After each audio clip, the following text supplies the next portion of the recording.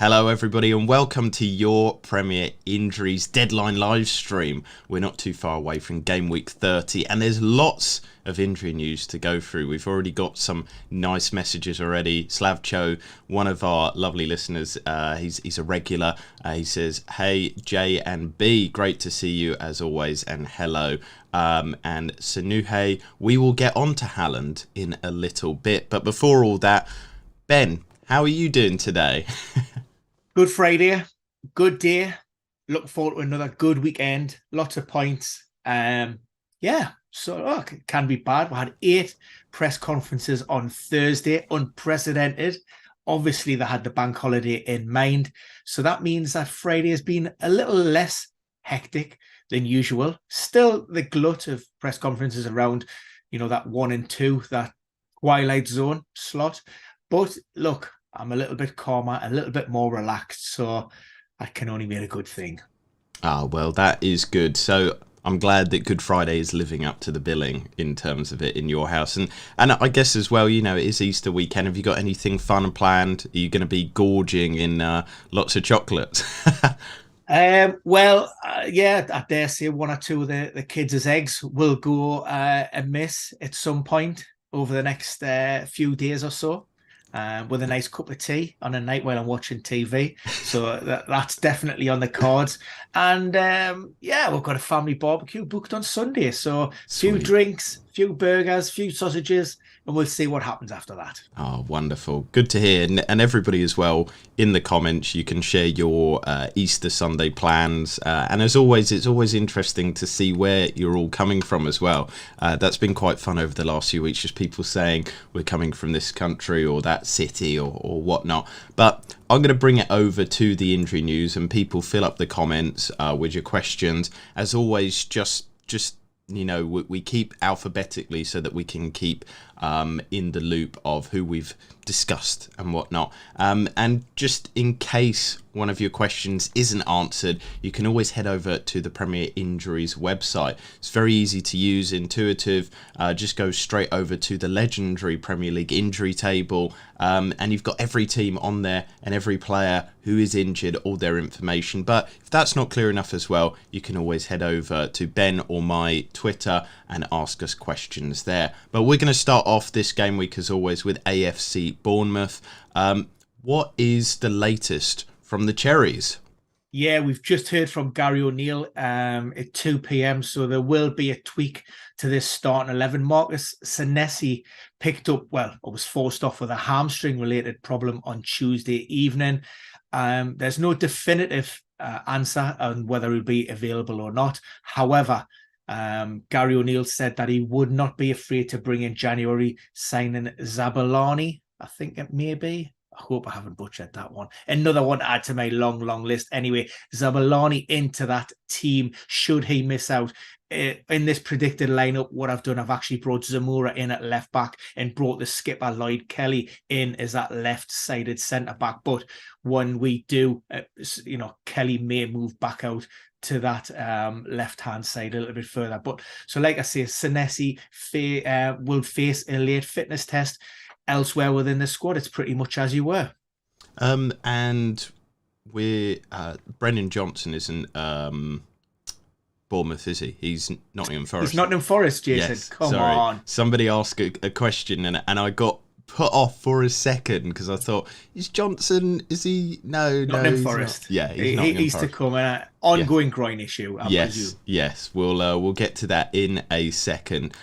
We've got a few questions here from people. Saruva, I hope I've not butchered that name. Philadelphia, USA. People are asking Ben's mic. How's it doing? Has it been replaced? Has it been beaten? I don't really want to comment and jinx the mic situation. I think I might have discovered why there's been a little bit of a glitch, and I may reveal all after this live stream or towards the end of the live stream if it goes through without a hitch. I've got 3 mics in total, 2 different offices. One mic is fixed, my best one, so I cannot transfer it between the 2, and I'm juggling between the other 2. One is average, The one that has the intermittent fault is the better of the two. And like I say, I think I may have remedied the issue, but I'm not going to say any more than that in case, like I say, it cuts out and I lose May again. We've got Toon Lad 64. He's one of your lot, Ben.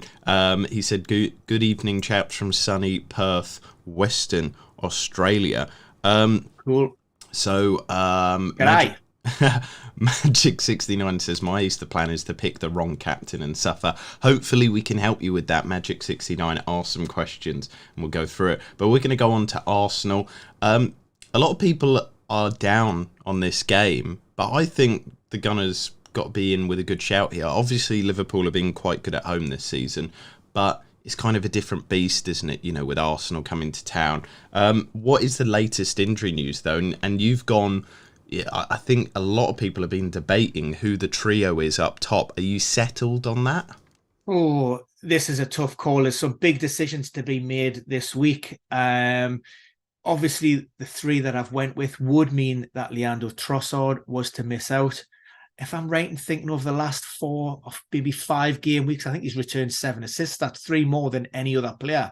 And if he was to drop out of that starting 11, he would feel, very unfortunate with regards to that. But Bukayo Saka, he was restricted to minutes from the bench last weekend following illness. He's fully fit. He's trained absolutely fine. So that's why he comes back in. Gabriel Jesus isn't 100% still. It's going to take a little bit of a while for him to get back up to those optimum levels of performance where he's performing consistently, but he just brings something so different to that Arsenal attack. And plus, he got himself a couple of goals. So me thinking was that's probably enough just to force his way into that side. And, Gabriel Martinelli has been superb as well, probably on the back of those performances as Trossard as that false 9 as well. So that's why I've went for the Brazilian. But look, it's a really, really tough call.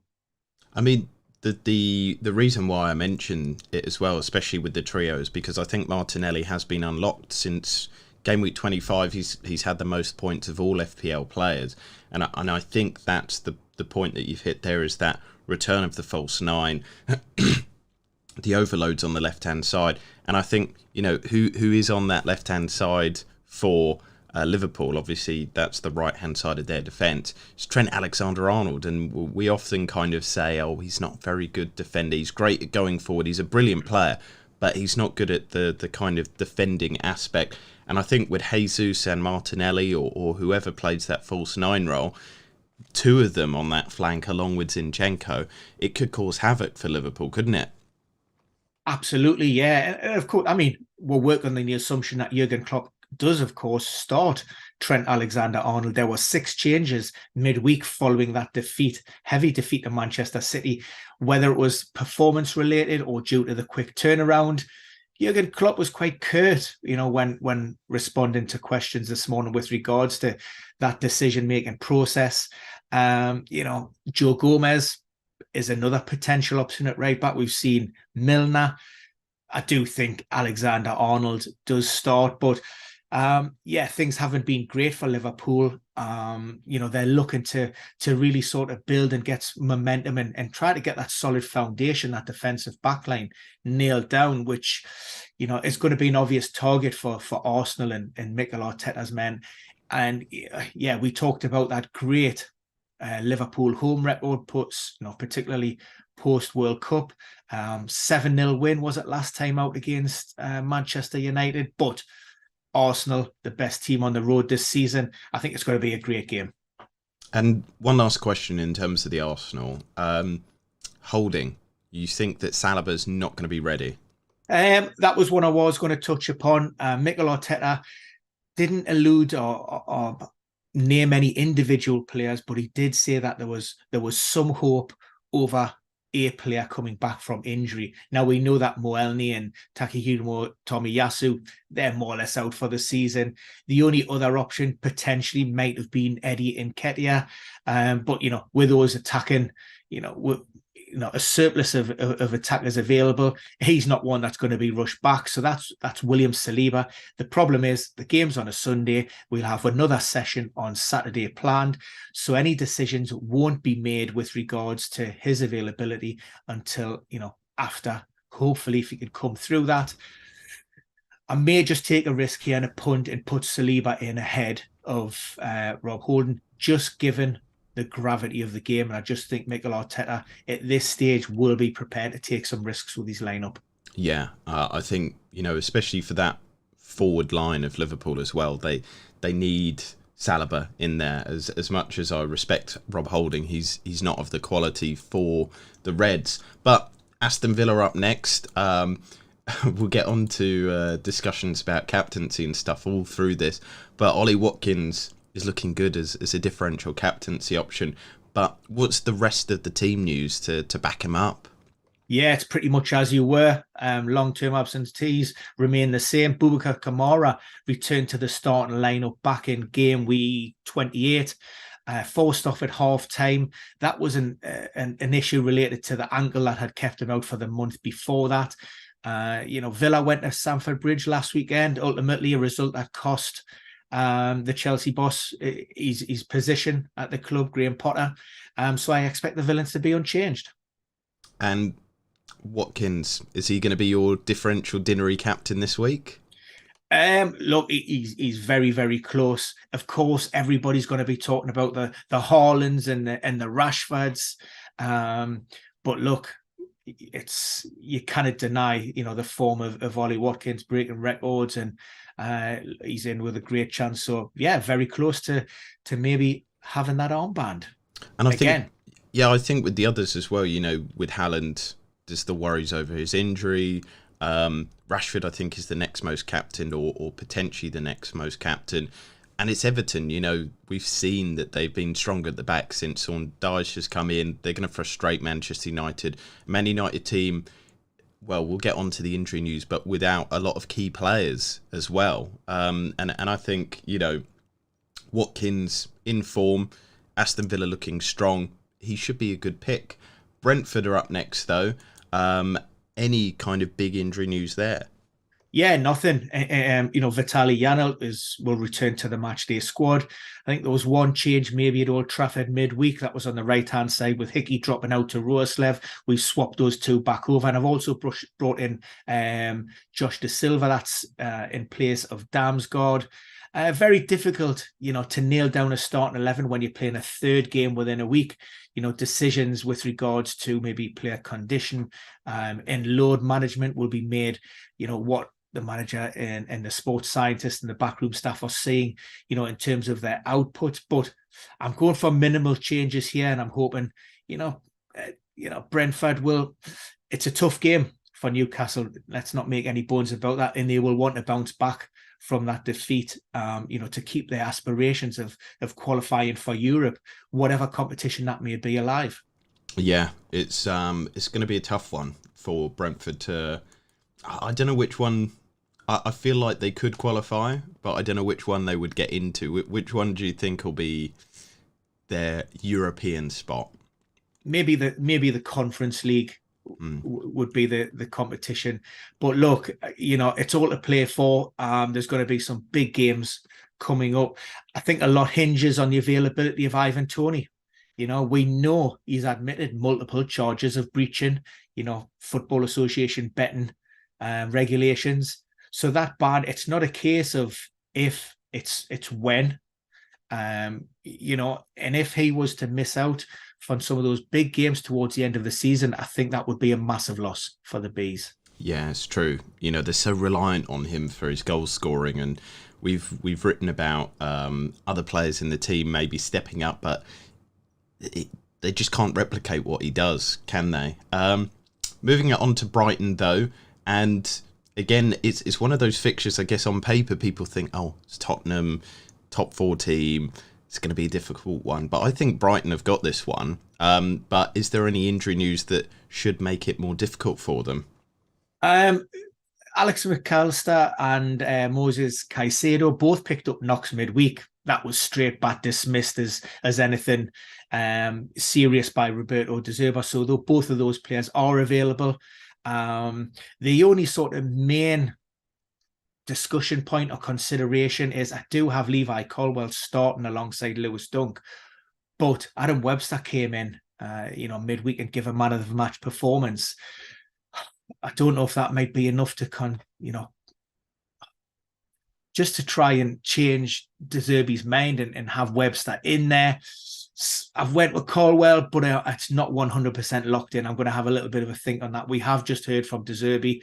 So like I say, it could be that he looks to keep the same team or he freshens it slightly. But, Brentford on it again, they're up there. They're pushing for European places. So De Zerbi may stick with that sort of tried and tested, nucleus of 9-10 players with, we see the odd player dropping in and out, Ferguson for Welbeck and so on and so forth. But I've went with Ferguson this time.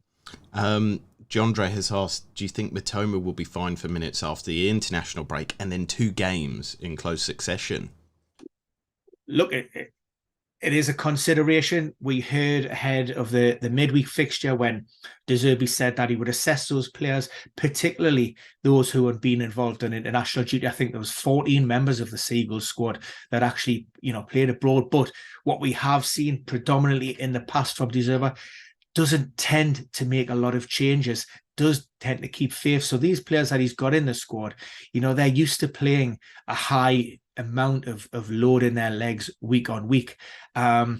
My own feeling is they'll go strong, hopefully get the job done nice and early, and then if players need to be managed and taken off early, then he'll make the changes. Of course, the introduction of 5 substitutes, this season makes that there's a lot more flexibility within the squads, and managers can maybe take a little bit more risk at the beginning of games, whereas in the past, they had to be a little bit more careful and guarded with regards to that starting 11.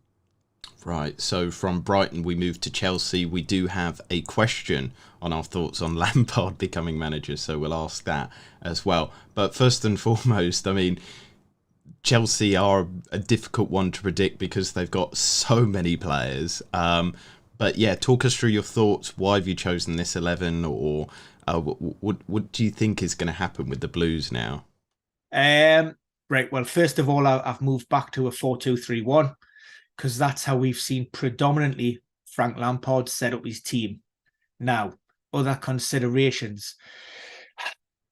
Kepa was fairly vocal and fairly critical of Lampard when he left the club first time around. Now, Lampard has said he's come in and it's a clean slate and everybody, positions are up for grabs. Do we believe that? That remains to be seen. But if he does harbour a grudge, then Mendy, he is fully fit. He is training. He has been involved in the matchday squad. So there's a potential position maybe up for grabs, and we may see Mendy come back in. Second consideration, Marc Cucurella was coming under some decent form under Graham Potter. But again, if he does stick with this 4-2-3-1, then you suspect that, Ben Chilwell was his man. And he will stick with him on the left-hand side, which unfortunately means that Cucurella is likely to miss out. Where else are we looking within the team? N'Golo Kante started his first game midweek following a long-term injury. Ordinarily, I wouldn't necessarily be including him in back-to-back games after such a lengthy absence, surgery on his hamstring. But they played on Tuesday night. There's enough of a recovery time in between those matches for me to think, well, he should be okay. And we know he's a phenomenal athlete anyway. My own thinking again, start with Kante and then bring him off in and around that 60 to 70th minute mark. Mason Mount, we have starting for the first time in a while. Obviously, his absence has been injury-related in recent times, and also maybe some off-the-field issues causing distractions around contracts. And you never know if there was something going on between him and Graham Potter. But I've brought Mason Mount back in there because he is a favourite of Lampard, and that relationship is reciprocated. Mason Mount is a huge fan of Frank Lampard. And finally, I do have Kai Havertz starting, but if we go back to when he arrived at the club, Frank Lampard did express 1 or 2 reservations about the I was going to say striker, the forward. Just in terms of his ability to be able to adapt. And, we go back even further than that. And at one point, Pierre-Emerick Aubameyang was on his list. He was a target for Frank Lampard. And you're just wondering, does Aubameyang come in from the cold? I don't see him starting, but potentially, is he the player to come in back into that squad and maybe address some of those goal-scoring issues? A player that we know needs a little bit of love, plays on a lot of confidence, and maybe if he gets that from Lampard, then maybe, Chelsea could get a tune out of Aubameyang. Yeah, it will be interesting because I think that's the kind of thing that they've missed, with Havertz and João Felix both playing, that they're kind of both false nines, or they're both nines, or that they're not the kind of traditional out and out striker. And it is quite interesting to see how the team will play if they don't have an Aubameyang. I guess Fofana could go up there, but I guess we shall see if he's the type that Lampard wants to play, because he does like the youngsters. He does like to bring in the youngsters into the team. I mean, we do have a few questions on this. So Natasha's asked, do you think Badiashile starts under Lampard? Look, I think Wesley Fofana is the nailed centre-back for now. When Thiago Silva comes back into contention, I think there's another question to be asked there. So for now, it's between Badiashile and Koulibaly for that other spot. I really see that as a coin toss. Frank Lampard will have his own opinions. He will glean from the training pitches what he thinks is going to be, the best option. So I'm taking a punt with Koulibaly at this point. We simply don't know. Like I say, it's about how those players perform during this short time that Frank Lampard has been at the club for the second time. And then, if they get that jersey, then I think it's theirs to lose. So if they're performing, they'll keep it. But it is a 50-50 coin toss for me. Slavcho has asked, just what are your thoughts on Lampard going to Chelsea? Maybe a little bit disappointed that Graham Potter wasn't given a more of an opportunity. I think there's probably a suggestion that, some of these incomings and the imbalance within the squad, that's not all down to Graham Potter. The transfer policies and those targets are questionable. Who makes those decisions? We're not 100% sure. And we know that Graham Potter will take time to implement his own philosophies. But in terms of results, I suppose there's no argument there. And Frank Lampard is a manager who can come in, knows the club inside out. He has it in his heart. He bleeds blue. He's got that love. And maybe it's just a case of, like I say, putting a little bit of a Band-Aid over what went on prior. Patch Chelsea up, get them through, even just lift that confidence, lift a little bit of morale, have a little bit of a love, and instill that, that famous sort of Chelsea spirit that he picked up from his time, with the John Terrys and the success that he had, impart that onto some of the players within that team. And hopefully, like I say, the Blues will get a bounce from his reappointment. Yeah, I think it seems to be like a purely psychological appointment, doesn't it? It's kind of to galvanise the players towards a run into the end of the season, maybe have a good Champions League run, continue that. But for me, I think I agree with you, Ben. It's really weird that, they brought in Graham Potter, who's a project manager. You have him there for a while to build, and he wasn't given a pre-season. He's, basically come in and trying to implement ideas mid-season, which is very difficult. You do need that pre-season time to be able to implement ideas properly, and also for him to know his best squad, because it was ever changing. They had so many signings in the summer, which he probably had to learn who was going to be the best, and then in the January transfer window there was even more. So it's kind of it was a bit of a distraction, I guess, always in terms of who to bring in. The squad is way too big. It's bloated. It's a hard job to keep all those players happy. And if I'm honest, I don't see how Lampard improves the situation, because his football is not very good. Might be more entertaining, But the problem with Chelsea, I guess, when Potter took over was they were conceding a lot of sloppy goals, which I don't know if that was Tuchel's fault or whatever, but it kind of got better with Potter towards the end, but it was very boring football. And I don't see Lampard kind of making it better football and keeping a strong defence. So I really don't see how this is going to improve, really.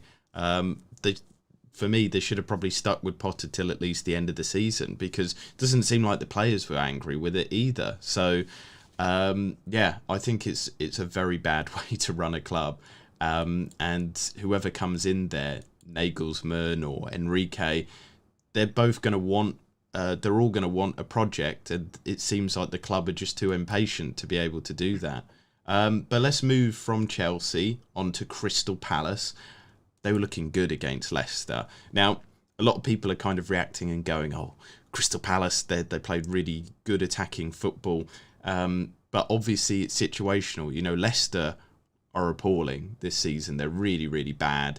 And Brendan Rodgers finally got the sack. But I don't see them suddenly becoming, prime Barcelona under Pep Guardiola or something. They might play slightly better football, but I think it was more down to the opponent rather than the quality of Crystal Palace. I don't know if you disagree with that, Ben.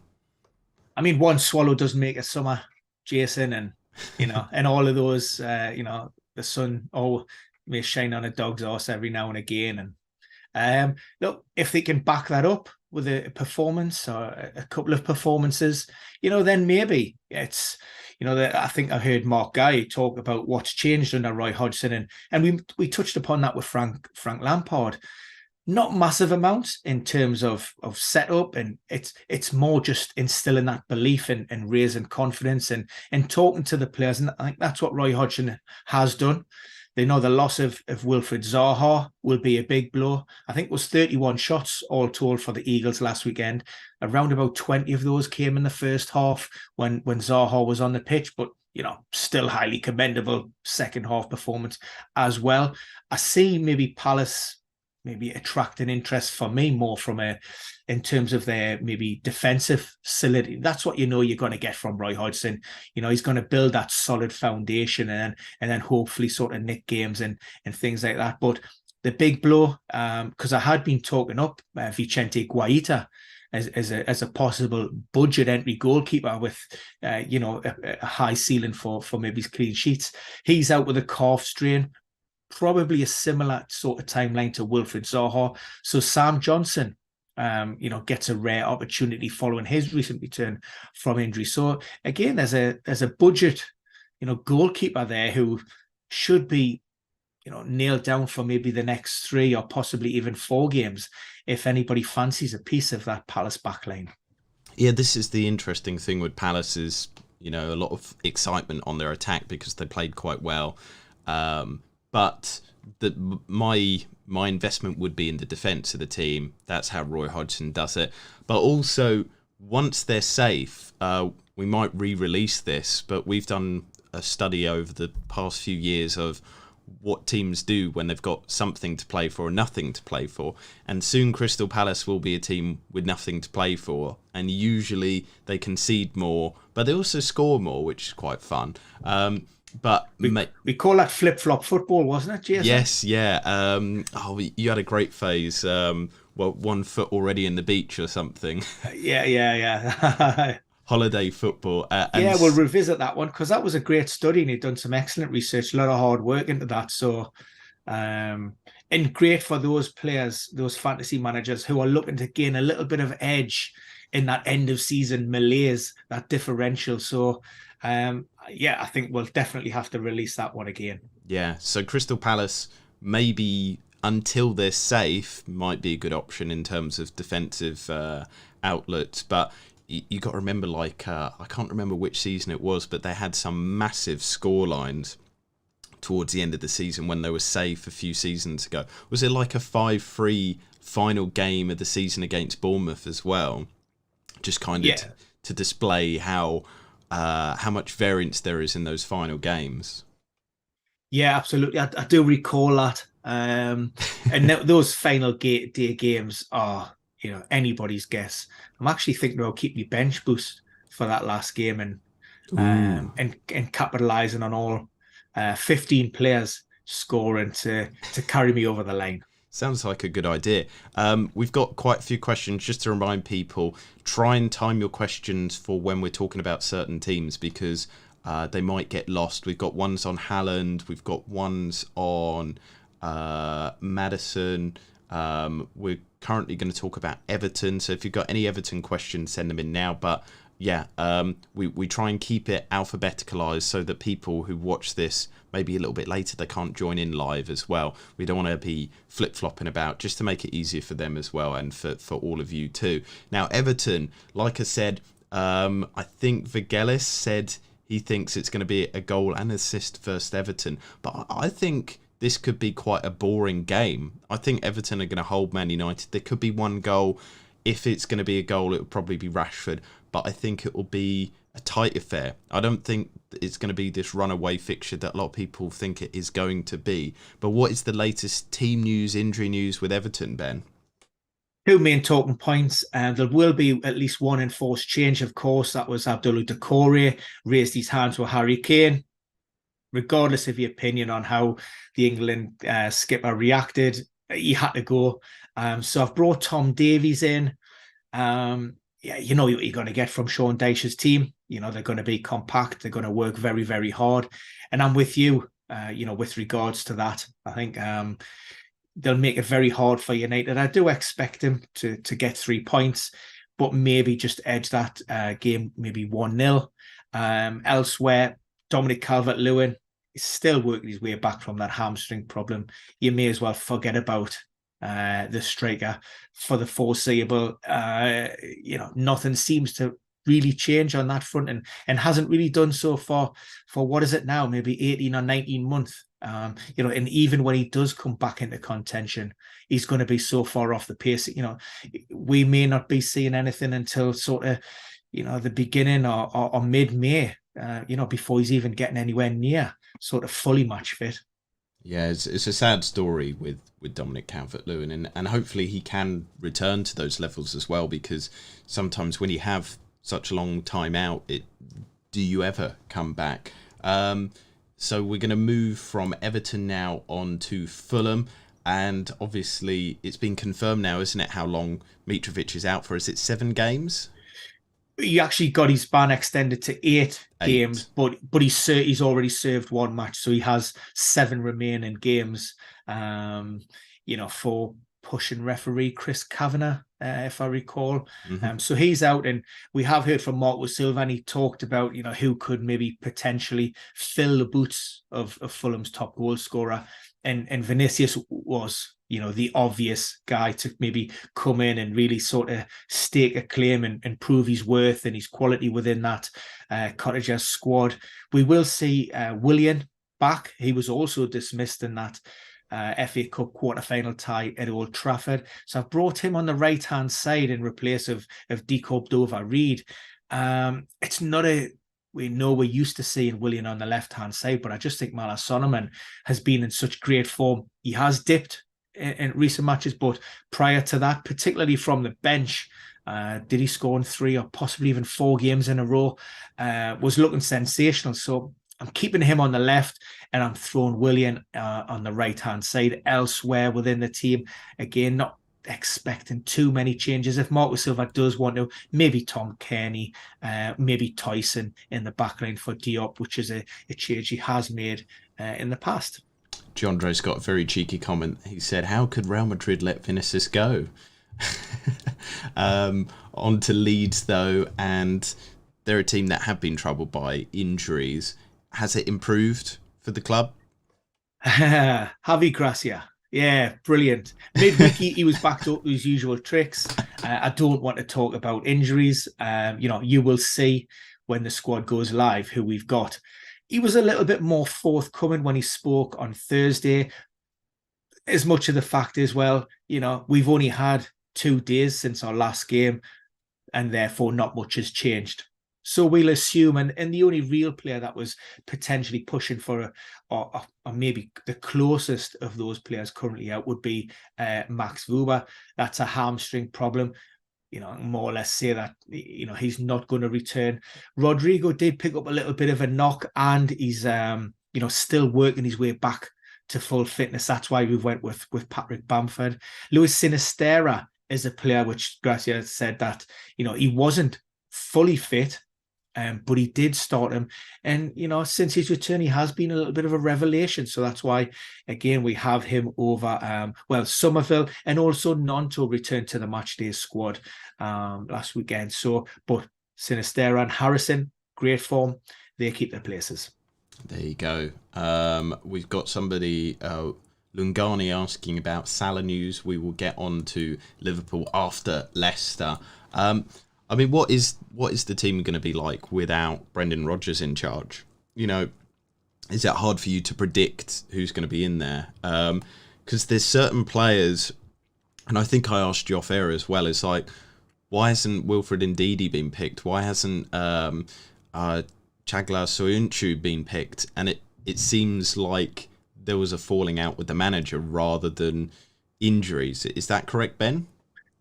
Yeah, you're never going to fully understand what goes on behind the scenes, and you've also sort of forgotten man, Yannick Vestergaard, who was actually brought in by Brendan Rodgers, and hasn't really had a sniff, and he's been training with the under-21s. Whether he's a player that comes back into contention. Brendan Rodgers went through a time where he was picking the likes of Daniel Amati to drop into that backline, as opposed to Vestergaard, who still wasn't making the matchday squad. So yeah, look, I think it's Adam Sadler, it's Sadler and not Sandler, who's taken interim charge for this moment in time. I don't know a great deal about him. I don't really know. For me, there isn't a lot of strength or depth within this Leicester squad. There are a couple of positions which are maybe up for grabs, particularly that striker role. Kelechi was doing quite well for Brendan Rodgers during the last few games of his tenure, then dipped. Then Padson Daka come in. Jamie Vardy had his chance midweek, but I'm going back with Daka. Christensen is a position that may be up for debate. Came back after a month out last weekend, started 2 games in quick succession. If he isn't 100%, or if they want to manage his load, then we could see Timothy Castagna move back across to the left-hand side with Ricardo Pereira on the right. And you mentioned it at the head of this preview, Wilfred Ndidi. Well, I do have him back in the starting 11, and that's because Keenan Dewsbury Hall was dismissed on Tuesday night. Yeah, it's I just don't understand with the Ndidi situation, because maybe even a season and a half ago, he was like the N'Golo Kante. The question was, how do you replace N'Golo Kante? Will you get Wilfred Ndidi?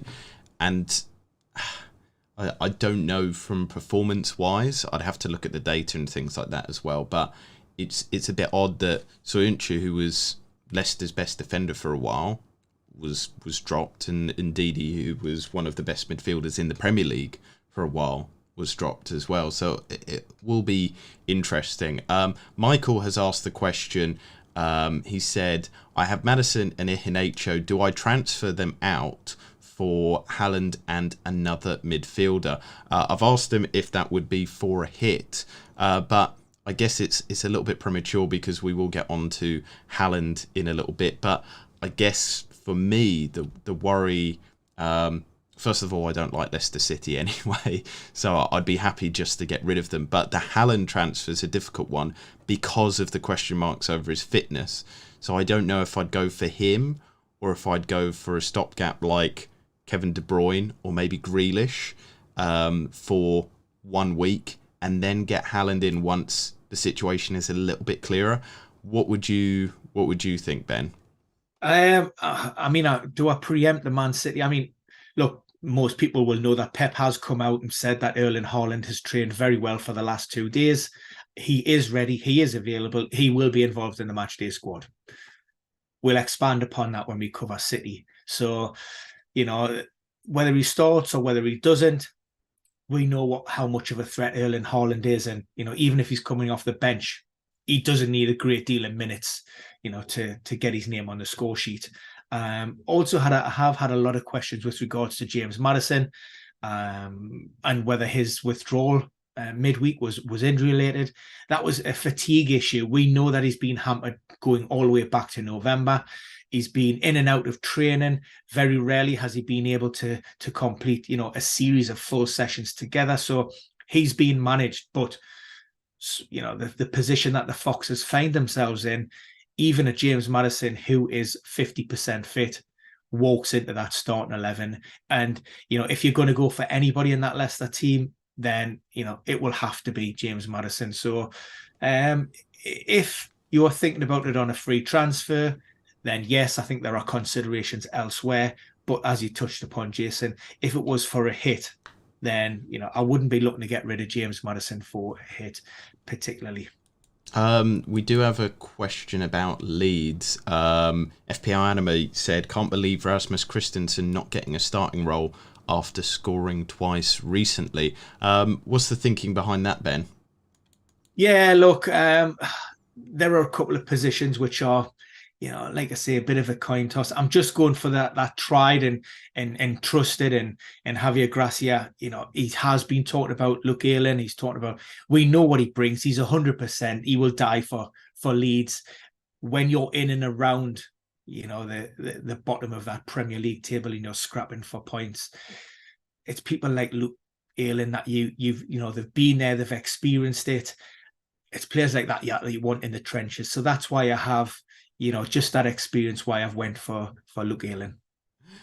Brian Morrissey says, James, 4 points in a week, in a double game week. Maddison, he was very disappointing, wasn't he? Now, Liverpool, lots of interest on this. Lots of questions on Mo Salah. Why was he not playing, etc., etc. What is the latest on Liverpool? Who's going to be fit? Who's going to be ready for the Gunners? Right. Well, the questions with regards to Mo Salah, they mainly stem from news that the Liverpool Echo put out on Thursday to say that he was absent from those training images released by the club. We've spoke about this on many, many occasions before. You've always need context. And look, those are snapshots of moments in time. And just because somebody isn't training with the team, that doesn't necessarily mean that they have picked up an injury. As it currently stands, I'm not aware of any problems with Mo Salah. Joe Gomez was also absent from the group on Thursday. Diogo Jota as well. And that's just about individual management around players, those two, in particularly coming back from injury. Like I say, I don't have anything definitive on Mo Salah. It could have been an agreement in place that, that he wasn't involved in training on Thursday. Then there are always other things that are going on. So as it currently stands, I am expecting Mo Salah to be fit and available, which is obviously why we have him in our starting 11. He was one of 6 changes midweek for that trip to Stamford Bridge. One of those being enforced, which was Virgil van Dijk. That was due to illness. Harvey Elliott was also absent from the travelling squad, but that was just a decision, based purely on tactics, give him a little bit of a rest. Others that dropped out, I think Robertson and Trent in particular. The only other, again, consideration maybe around this team is around Jordan Henderson. He's not a player that we typically see starting 3 games in a week. And when he does have a high amount of minutes, rolling minutes in his legs, he does pick up injuries. So that's the slight worry here now. Because it's such a big game, that's why I've went with Jordan Henderson, and it, that additional recovery day certainly will help. And maybe a lack of options to come in on that left-hand side. I know Curtis Jones started midweek. That was his first start in a long while. Alex Oxlade-Chamberlain, I think he's gone at the end of the season. Naby Keita, injured, but also gone at the end of the season. Carvalho started a few games, early in the campaign, but he seems to have dropped off the face of the earth. So, look, I'm pretty much stuck with sticking Jordan Henderson in that team as it currently stands. So a lack of other or maybe better options. There's a good point as well from Colm. He says Salah is also currently fasting, so maybe it's to do with that management as well in terms of energy levels and things like that. I don't know if you've got any insights on fasting and how it affects players. Look, we've seen it, in terms of, and Mo Salah. This is nothing new to Mo Salah. This is something that he's been dealing with and managing along with a lot of players, season on season. So they're well versed in what needs to be done during this period. And yes, it's a consideration, and yes, output and management needs to be slightly altered or considered around this period. But yeah, it's not something that I would ordinarily expect to hinder him too much on the training pitches. But like I say, yeah, it's definitely something to be aware of. Yeah. We're going to move it on. Jandre has says, okay, let's get to business. Is Haaland starting? So this is the grand reveal, and you do not have Haaland starting. Ben, talk us through the team news. Look, I'm standing in terms of where we're at with Erling Haaland and my own opinions, and when we sent out that brief video earlier in the week, nothing's changed. In fact, the only thing that has surprised me on Friday is that Pep Guardiola came out and said that Erling Haaland has trained well, he is ready, and he is available. Normally, the expectation is we get something from Pep which is quite guarded, remains fairly coy. We will see after the final session, yada, yada, yada. That wasn't the news today. So Haaland will be involved. I just think now there's a caveat here. Ahead of last weekend's game against Liverpool, he spoke about taking risks at this stage of the season in the Premier League. You can't afford any slip-ups, particularly with how well Arsenal are playing. They want to close the gap. And maybe if it was just a single game week for them, then maybe yes, and maybe look to throw sort of Haaland in from the start. But we do have Bayern Munich coming up. I think it's 3 days later. For me, after last weekend's performance against Liverpool, which was outstanding, and we've seen it many occasions, City performing well in the absence of Haaland. I think the game's set up nicely for him to maybe get a 20 to 30 minute cameo, sets him up nicely for that Bayern Munich game, and Pep to put his trust in what I see as maybe an unchanged 11. Like I say, they were superb against Liverpool last weekend, and I don't see the real need to be changing things too much. Yeah, I think I said this on the stream last week as well. Is Alvarez seems to suit the tactics of the team a little bit more. He does drop deep, he does give those options. And they played well with him. I thought he looked excellent. Not to denigrate Haaland, because Haaland is absolutely, probably the best goal scorer in the world right now. But it's just interesting that probably Alvarez is the better Man City player, but Haaland is the better player in terms of world football. So Jandre has said, interesting, Ben, you've got Stones in the midfield. He did really well there against Liverpool. Will this continue? Again, and the reason I had Stones, I think I got 10 out of the 11 correct last weekend. The only omission of the one I got wrong was I had Mahrez out for Bernardo, but it was illness that actually forced that change last weekend. Otherwise, I might have had a full slate. But John Stones done really well against RB Leipzig, 7-0 to City, 4-1 Liverpool. I'm pretty much old school. I don't really see the real big need to be changing things too much, unless, of course, and Pep, straight back at any questions with regards to Champions League and Bayern Munich, we're focusing on this one, unless he wants to maybe try and manage his squad ahead of that game. But I just think the stakes are so high. It's had plenty of recovery time. They've had a full week. So, there should be no issues there. Get the job done nice and early against Southampton. 2, 3, 4 goals up. Bring John Stones off after 60, 65 minutes, and then start him again against Bayern Munich. Interesting. So On to Manchester United. Now, obviously, we've got positive news from Eriksen being back from injury, but that doesn't mean that he'll be straight back into the team, does it? Oh, this is one that I would, I'm fairly confident or certain that Eriksen won't be in the team. Yeah, great. He only recently rejoined the group, so there's an element of, that sharpness that needs to be gained through a careful integration back into that first team squad in minutes from the bench. That's what I would expect, although, granted, you can never be certain around these things. He is a high-profile, high-status player, and managers will be guided by the backroom staff, sports science department. But ultimately, it's a results-based business. And, at this stage of the season, you will take risks. The defeat at St. James's Park last weekend, that would have been a bitter pill to swallow. And of course, they're going to feel that they're going to need to keep getting those results with the form that Newcastle are in. But like I say, I just don't see him starting. The other big talking point ahead of this game was whether Luke Shaw would be fit or not. We heard from Erik ten Hag just at 2:00. So again, there could be tweaks to this lineup, but we do know that Luke Shaw has been ruled out with that hamstring issue, although I understand that it is not serious.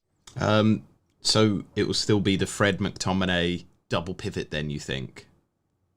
Sabitzer could potentially come in there, or we also seen Bruno Fernandes play a little bit deeper, midweek against Brentford. So there are options in there. I'm not a big fan of Scott McTominay, to be honest, and to hear that Newcastle are supposedly linked to him breaks my heart. Let's just hope that that's just transfer rumours. Sabitzer is a player who could easily sit in there if Erik ten Hag, wants to maybe bring out McTominay or Fred in that lineup. Like I say, I'll have a bit of a think. Like I say, it was just a 2:00 press conference, so that is one that could be tweaked. And I think this is, again, part of the reason why I'm not so keen on Manchester United this week, because Shaw is out. It's probably Fred McTominay midfield, or it just not the prime midfield. And then I guess you've not got Dalot there as well in the team, Wan-Bissaka instead. What was the reasoning for that? Yeah, again, it's another tough 50-50 call. I think Dalot is probably, considered that first choice. But again, we're coming in the third game of a week, so maybe it's just a little bit of freshness, that little bit of sharpness. We know that, Wan-Bissaka, he's got the physical attributes. He probably doesn't maybe give that same maybe attacking edge that Dalot does, but what he lacks there, he's a fairly good sort of one-on-one defender. Again, it's not locked in. I may change it to Dalot, but if I did have Dalot in my team, I would be slightly concerned. But it's that third game in a week that just muddies the waters. Yeah, I guess it's the business end of the season, isn't it? We're going to see a lot of rotations as teams manage squads. There's so many games ahead. We've got Seville coming up as well. They're too big. So again, that was in me thinking, and they've got an FA Cup semi-final tie. So I think Man United have got 7 games remaining this month. So 7 games over the next, 23 days. Yeah. So we're talking a game every 3 days more or less from now until we head into May. So there is going to be lots of rotation. Yeah, it's very difficult. And also Brian has hit the point again why I'm a little bit apprehensive on kind of captaincy or Manchester United things. Fernandes barely crossed the halfway line versus Brentford. They just don't look as good without Casemiro, without Eriksen. I think it's really stifled. John Trey, I don't know where this has come from. He said, "Man, chest hair, United." I don't know where that's come from, but that's quite funny. Newcastle, what's the story with the two? You guys have been looking so good. I think this is a team where you can pick up maybe some differential attacking options because you've found your press again. You've found that ability to score the goals. It's been lacking for a while, and now it's back again. I guess the problem is, do you bring in Isaac? Do you bring in Wilson? Like, there's... I guess that's where the problem is maybe it's not clear, but Newcastle on their day are a top 4 attack, and could do really well. yeah, we've timed our return to form very, very well. That's 4 straight. No, 2-0, we'll take that against United every day of the week. And then to go to West Ham, which, was a tricky fixture on paper, come away with a 5-1 victory, albeit the fact that maybe, the scoreline probably flattered us, mistakes from the Hammers and us being, clinical in our finishing and in our attack. There was a couple of surprises, in that lineup. Maybe not so much Joe Linton, who replaced Joe Willock. That was a hamstring-related problem, only fit enough for the bench. But certainly Callum Wilson coming in for Isak. But again, good management from Eddie Howe, with Isak only returning to that start 11 recent times due to that injury problem. Wilson scoring twice very much muddies the waters. Eddie Howe hasn't ruled out the possibility of both of those players starting together at some point. I just think, reading between the lines, that some point isn't this weekend. But I am, I am really guessing with this attack, to be honest. Jacob Murphy, he sort of grabbed his opportunity with both hands in the absence of Miggy Almiron. He's got to start for me. I think I'm 95% locked in. Alan San-Maxim, again, he's a player he's a very much a confidence player. He plays very well in front of the cameras, on the big stage against the big teams when he needs to. His decision-making in the final third has been much improved. He's looked a threat. He's a player that hasn't been without his own injury problems, hamstring-related issues as well. So you could maybe question his third start in a week. Does that, is that something that Eddie Howe considers? And, you've got the likes of Anthony Gordon who can come in there. If Wilson was to start, Isak could go out to the left-hand side. You could bring Joe Willock in and push Joe Linton a little bit higher up the pitch. So there are lots of options in there. And for the first time in a long time, when looking at this Newcastle team, I'm not overly confident that I've managed to pin this one down. Wow. It wouldn't surprise us if there was, like I say, there's definitely 2 or 3 positions up for grabs here. Interesting. Well, it's a good selection headache, isn't it? Nottingham Forest, one of those teams that not a lot of attention on them. What is the latest there? And somebody did ask earlier, Brennan Johnson. Yeah, I think the only 2 players that merit discussion points from the fantasy community. I'll start Emmanuel Dennis. I think he got an assist last time out, grabbed a great goal against Newcastle. He picked up a little bit of a knock. So Steve Cooper said that, he will leave that decision until the last moment. Take most things that he says with a pinch of salt. Yeah, it's not worth the hot air that he's spouting half the time. Brennan Johnson, again, this ongoing groin problem from game week 27. Came back, returned 90 minutes for Newcastle. He wasn't fit enough to join Wales, but then came and played another 90 minutes, I think, for Forest, and backed that up, with another performance. So, as far as I'm aware, and such is his importance to this Forest team, he starts. Whether he is quite 100%, well, we can't be certain, but he certainly starts.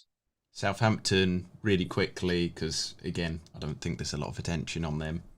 Yeah, the only Shea Adams and Salazar were the only 2 players who could have potentially returned to the matchday squad, but this weekend comes too soon. There you go. Then it's Tottenham up next. Tottenham team. They just didn't look very good again. Apart from Kane, you shouldn't really be invested in any of them. But yeah, what is the latest news there? Any positives for returns?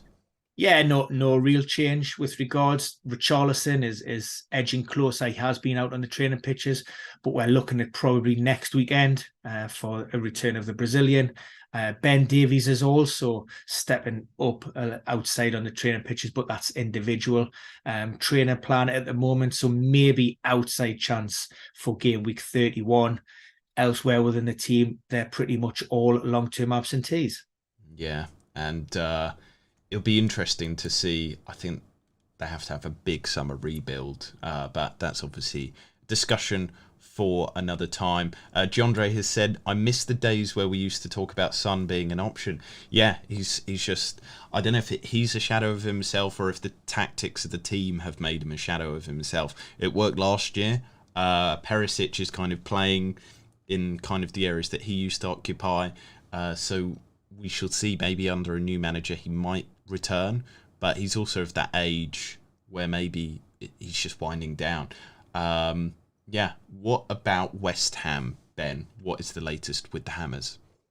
David Moyes, the Hammers had a recovery day on Thursday, so in terms of their availability assessments, those will be done after the session on Friday. All we know definitively is Gianluca Scamacca is sidelined with a knee problem. Apparently doesn't need surgery at this moment. I haven't made wholesale changes, but I've made changes within the team that I think David Moyes could potentially go with following that heavy defeat. Danny Ings coming back in for Mikel Antonio. At right back, Kira dropping out for Vladimir Sufal. He returned during the international break for the Czech Republic. On the left-hand side, Cresswell is a possible starter ahead of Emerson. I've got Cornet in for Ben Rama. And also, maybe this is a punt. This is a massive punt, really. And I've got Downs starting ahead of Souček. It might be something that pays off. Like I say, I don't see the Hammers assets attracting too much interest other than maybe Danny Ings anyway. So, yeah, well, look, we'll give it a try and we'll see what happens with this one. Yeah, Brian has said that Moyes is hanging on by a thread. I mean, if it's another manager sacking, that'll be 13 this season, adding to already a record amount. But, if they were to sack David Moyes, who would they bring in? Big Sam.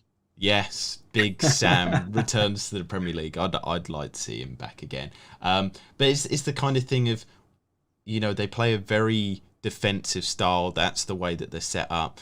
Sean Dyche would have been perfect for them if they were going to make the managerial change. And, Everton's got basically their man. Wolves, the final one for this week. What is the latest with them? We know that Ruben Neves will begin a 2-match ban after collecting his 10th caution of the campaign last time out. And as it currently stands, Daniel Pedent, now he denies all charges against him for alleged spitting incident regarding that man again, Brennan Johnson. So, like I say, he is available as it currently stands. But if that can be proven, then expect a lengthy spell on the sidelines. VRR at the time couldn't give any conclusive decision on whether he did or not. So that's why he stayed on the pitch. We have one returner, and that's Hee Chang-wan. He's a big player. He has been under Lopetegui when he's been fit, but due to that muscle problem, he isn't quite 100%. So that's why I don't have him in that starting 11. Okay, we got one last question from Jandre. With Haaland not starting, captaincy will be divided. Who is your money on? Who are you going with, Ben? Yeah, well, look, you mentioned it when we discussed. I think it would be difficult to look past Ollie Watkins for a start, certainly given form. And, if you wanted to stay with City, because, look, it's a very appealing fixture. I think there's a little bit of, they got beat in the Carabao Cup off Southampton. So there's be a little bit of revenge maybe on the cards. And I do like the look of Jack Grealish, again, on current form. I think he's a player who has went under the radar. Still only, or when I picked him up, he was still only owned by 3% of the community. So that's a real sort of differential punt. I will certainly be staying away from a lot of the big guns, like I say, the Haalands, the Rashfords. None of those hold any great appeal. So it's going to be one of those smaller, differential captaincy picks. Yeah, for me, the questions over Haaland make him hard to pick. He's in the top 3 for predicted points this game week, but will he play the full 90? Will he be rested and come on for 30? Rashford and Fernandes are top there in terms of FF hubs, predicted points. And again, just the question marks over Everton. Also, Fernandes tactically, will he play deeper? Maddison, I wouldn't touch with a barge pole just because Leicester are really bad.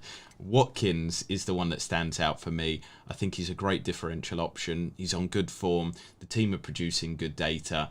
And in Harry Kane, I feel like he has a ceiling now because, yes, Brighton are a little bit leaky, but they're much better than Tottenham. And I think Tottenham will struggle against Brighton.